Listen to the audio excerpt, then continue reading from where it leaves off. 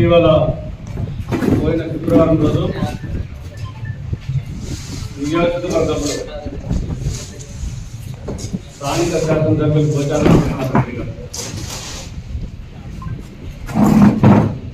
రాష్ట్ర ప్రభుత్వము హౌసింగ్ శాఖ మంత్రి పొంగులేటి శ్రీనివాసరెడ్డి గారు విడుదల చేసినటువంటి 8 కోట్ల రూపాయల నిధులని లబ్ధిదారులకు పంచుతూ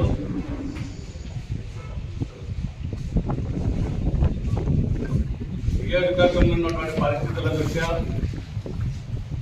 తాను ఏమాత్రం స్వలాభాపేక్ష కూడా ఏ రకమైనటువంటి లేకుండా నియోజకవర్గ అభివృద్ధి కోసం, సంక్షేమం కోసం, డబుల్ బెడ్రూమ్ లబ్ధిదారుల ఇళ్ల కోసం, కార్యకర్తల కోసం అని చేసినటువంటి పనుల చెల్లింపుల కోసం, ఈ నియోజకవర్గంలో ఉన్నటువంటి అభివృద్ధి సంక్షేమ కార్యక్రమాన్ని ముందుకు తీసుకెళ్ళడం కోసమే నేను కాంగ్రెస్ పార్టీ విషయంగా మేము ఇవాళ సూటిగా కూడా అడుగుతున్నాం. నియోజకవర్గ ప్రజల సంక్షేమం కోసం కాంగ్రెస్ పార్టీలోకి వచ్చిన గత నెల 21వ తారీఖు నాడు కాంగ్రెస్ పార్టీలోకి వస్తే మేము ఇవాళ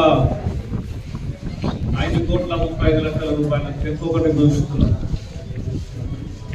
తన కుమారుడు మద్ది నిజామాబాద్ ఆర్ఎండ్బి పనులు సంబంధించినటువంటి చెల్లింపులకు సంబంధించినటువంటి చెక్ 5,35,00,000 రూపాయల చెక్ తీసుకున్న మాట వాస్తవం కావాలి. 1977 నుంచి ఈరోజు 2024 వరకు 44-45 ఏళ్ల రాజకీయ జీవితంలో మామూలు సైడ్ రైడ్ల కాంట్రాక్టర్లు, మామూలు సీసీ రోడ్ల కాంట్రాక్టర్గా రాజకీయాలకు వచ్చినటువంటి శ్రీనివాసరెడ్డి గారు ఆ రోజు నుంచి ఈ రోజు వరకు బాన్స్వాడ నియోజకవర్గాన్ని ఒక ఆదాయ వనరుగా ఏర్పరుస్తారు. ఇక్కడ ఉన్నటువంటి అన్ని రకాల వనరుల్ని ఆయనకు అనుకూలమైనటువంటి ఆదాయ వనరుగా చేసుకుని రాజకీయం చేస్తూ ఎప్పటికప్పుడు ఏ పార్టీ అధికారంలోకి వస్తే ఆ పార్టీలోకి మారుతుంది. కాంగ్రెస్ పార్టీ నుంచి తెలుగుదేశంలోకి, తెలుగుదేశం నుంచి టీఆర్ఎస్లోకి, టీఆర్ఎస్ నుంచి మళ్ళీ వారు కాంగ్రెస్లో వచ్చినట్టు శ్రీనివాసరెడ్డి గారు ఎప్పటికప్పుడు ఆయన ఆదాయ వనరుగా ఉంచుకోవడానికి కోసమే పార్టీలు మారిన తప్ప ఎవరి మొన్న లబ్ధిదారులకు ఇళ్ల బిల్లు పంచే కార్యక్రమంలో కావాలి. నేను మీకోసం పార్టీ మారినా అని చెప్పారు శ్రీనివాసరెడ్డి గారు.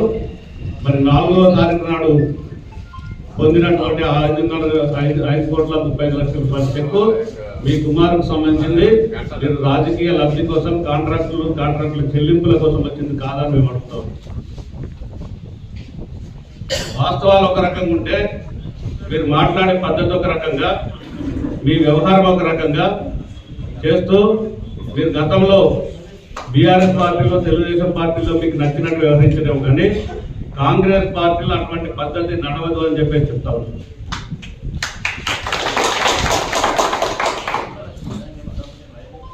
$5,35,00,000 రూపాయల చెల్లింపులు మీ కుమారుడికి ఇచ్చే వల్ల మీరు ఏదైతే మీ ఎంబట 20 ఏళ్ళు 30 ఏళ్ళ నుంచి ఎవరైతే మీ ఎంబట ఉండి మరి గత ఎన్నికల ముందు సంవత్సరం 2 సంవత్సరాల ముందు పనిచేసినటువంటి మీ కార్యకర్తలకు చెల్లించుంటే ఒక 30-40 మంది కార్యకర్తల బిల్లులన్నా చెల్లింపులు జరిగాయి కదా అని చెప్పేసి అడుగుతాం.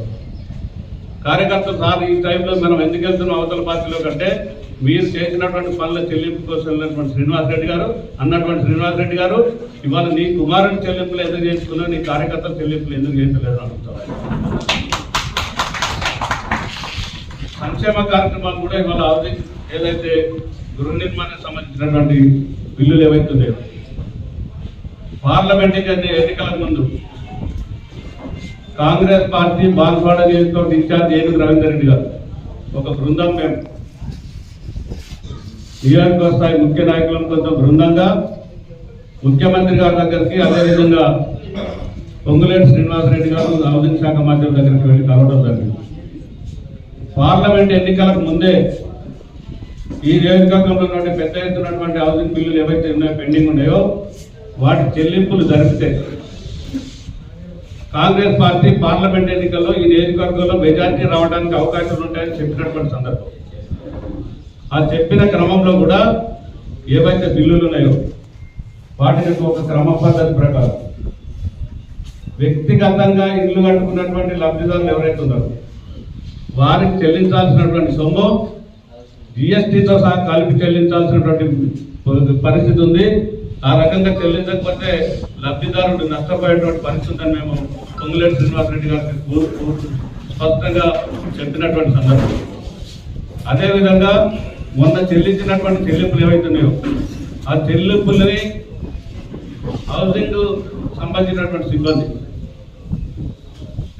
లబ్ధిదారుడు పూర్తి చేసుకునే క్రమం ప్రకారం ఆన్లైన్ క్రమం ప్రకారంగా ఎవరెవరు ఏ క్రమంలో లబ్ధిదారుల బిల్లులు ప్రభుత్వానికి సమర్పించబడ్డాయో వాటి క్రమం ప్రకారం చెల్లించమని చెప్పినటువంటి సందర్భాన్ని శ్రీనివాసరెడ్డి గారు మొన్నటి విడుదల తర్వాత తనకు నచ్చినటువంటి కాంట్రాక్టర్లు తనకు నచ్చినటువంటి గ్రామాలు కొన్ని ఎన్నిక చేసుకొని వాటిని స్వార్థపూరితంగా హౌసింగ్ అధికారులను పిలిపించి వాళ్ళని బెదిరించి ఈ బిల్లులే చెల్లించాలనేటువంటి చెప్పినటువంటి సందర్భాన్ని కానీ మేము దాన్ని ఎండగడుతూ ఇవాళ ఒకటే చెప్తున్నాం. భవిష్యత్తులో ఏ చెల్లింపులు జరిగినా ఆ చెల్లింపులు క్రమంగా ఆన్లైన్ సిస్టమ్ ప్రకారం రెండోది కూడా లబ్ధిదారులు ఎవరైతే నిజమైన లబ్ధిదారులు వాళ్ళకి చెల్లించాల్సి వస్తుంది.